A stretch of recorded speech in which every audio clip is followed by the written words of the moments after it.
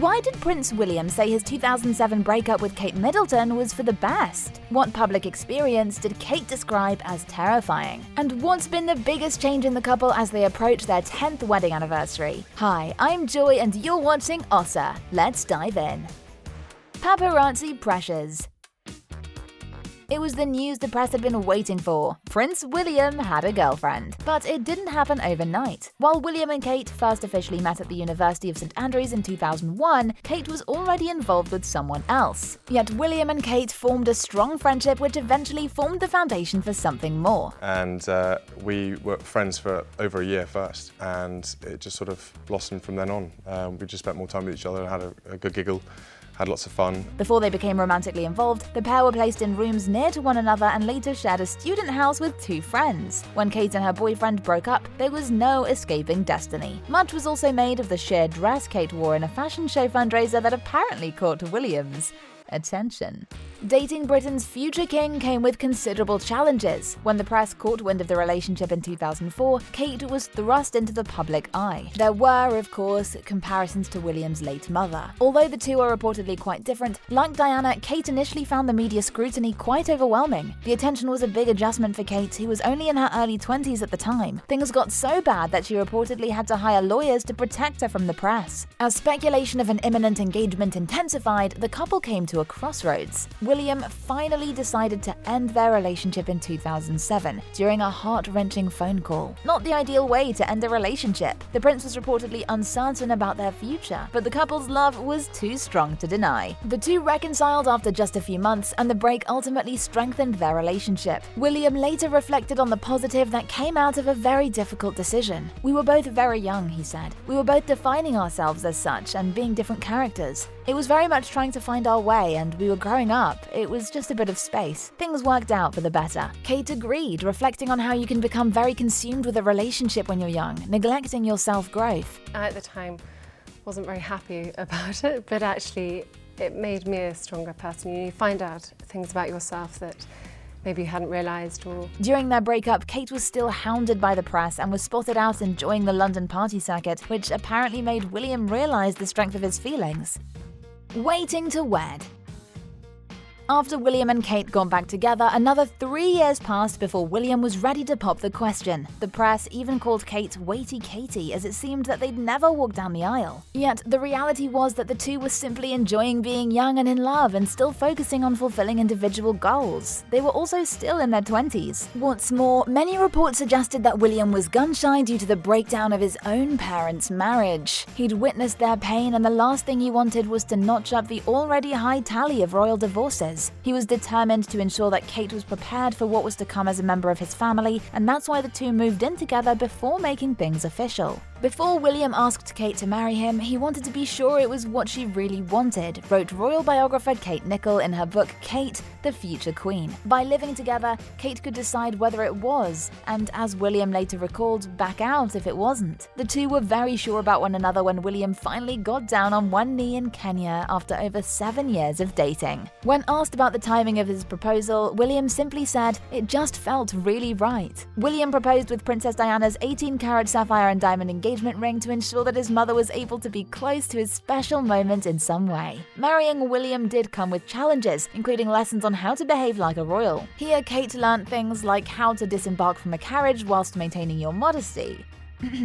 Although these lessons were largely successful, Kate did go on to have a few Marilyn Monroe moments. While there were a few raised eyebrows, the public appreciated the fact that she was a real person, not just a perfect duchess. In keeping with her down-to-earth persona, Kate remained very close to her family after her marriage. William was reportedly always drawn to her happy family and also built a special bond with the Middletons. Before they wed, William promised his bride that they would always be involved in her family's lives. This is reportedly unusual in royal circles. In the documentary Kate Middleton, Working Class to Windsor, royal commentator Katie Nichol explained, Once you married into the royal family, you became a Windsor, and that was that. Well, it was different when Kate and William got married. The fact that the couple has remained close to the Middletons has only served to strengthen their marriage.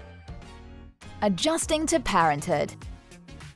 After a spectacular 2011 royal wedding watched by millions of people around the world, Kate and William began their married life. By the end of the following year, they were expecting. In breaking with royal tradition, the two were forced to announce their pregnancy before the traditional 12-week mark as Kate suffered from hyperemesis gravidarum, acute morning sickness. The condition resulted in a hospital stay and kept Kate away from her public duties for much of her pregnancy. She also suffered with the condition during her other two pregnancies. She later admitted that the illness meant that she was not the happiest of pregnant people. Speaking on Giovanna Fletcher's Happy Mum, Happy Baby podcast, she also shared the difficulties William endured in witnessing her struggle. William didn't feel he could do much to help, and, it's hard for everyone to see you suffering without actually being able to do anything about it. The illness was something Kate said she needed to adapt to herself, and she ultimately found comfort in hypnobirthing techniques during both pregnancy and childbirth. Although he couldn't actively help, having his support was undoubtedly a comfort. The severe morning sickness wasn't the only obstacle she had to overcome on the path to motherhood. She was also forced to face something that would send most new mums into a flat panic. In keeping with royal tradition, Kate also had to step out in front of millions just hours after giving birth to Prince George. On the podcast, Kate was frank about the experience, calling it terrifying. Yet she added that she and William were grateful for the public support. For us to be able to share that joy and appreciation with the public, I felt was really important, she said. But equally, it was coupled with a newborn baby and inexperienced parents, and the uncertainty of what that held. So there were all sorts of mixed emotions. Yet she looked so flawless for her first appearance as a mother and for the other two that followed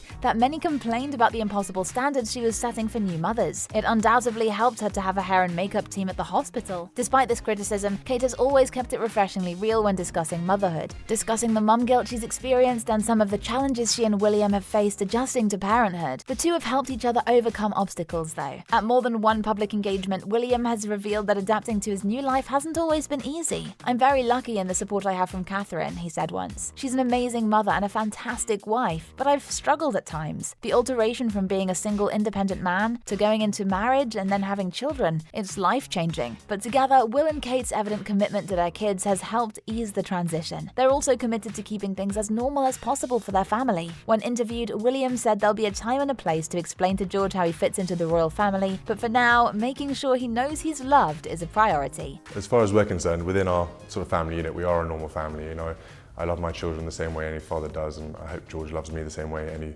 son does to his father, so we are very normal in that sense. This has also solidified their image as relatable members of the royal family. Trouble in paradise?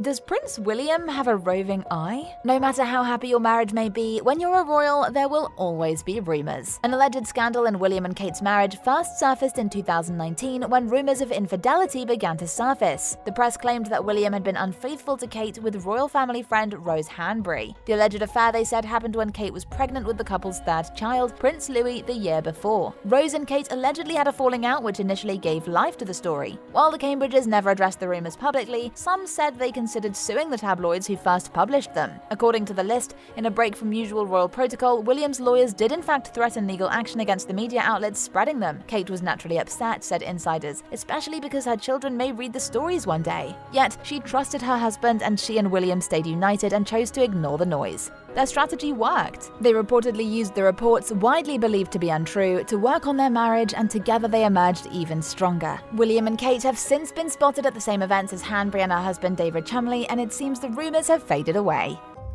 Megxit, COVID, and loss. This past year has been more than a little taxing for William and Kate. Not only did they face Harry and Meghan's controversial move, aka Megxit, they also had to take more royal responsibilities in the wake of COVID-19. In response to Megxit, a damning Tatler cover story came out claiming Kate was reportedly furious about the couple's move and the weight it placed on her shoulders. In a rare act demonstrating the palace's support for Kate, Kensington Palace issued a statement in response to the report. A palace spokesperson said, "This story contains a swath of inaccuracies and false misrepresentations which were not put to Kensington Palace prior to publication." Indeed, it seems that Kate has actually grown into her role in the last year, and she and William have strengthened their value as senior royals. According to the press, she's exhibiting the kind of quiet confidence that many expect from the future Queen Consort. What's more, the press has widely reported on the Cambridges' increased PDA in recent months. The notoriously private couple have been more openly playful and affectionate, especially on a recent train trip. They've also increasingly opened up about their home life. In a BBC Breakfast interview, the couple shared some laughs and lockdown secrets. Yeah, homeschooling's fun.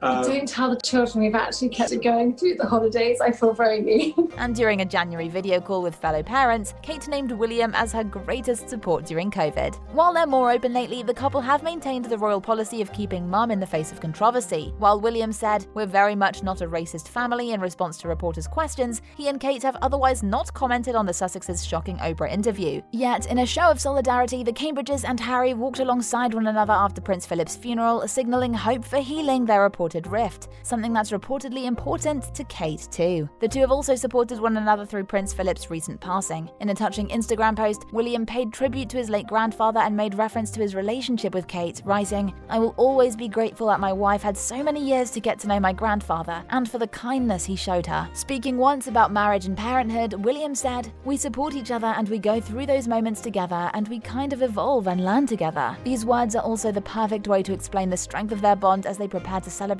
10 years of marriage. To find out more about Prince Philip's often funny legacy, check out our video about the Duke's amazing life. Thanks for watching and stay awesome.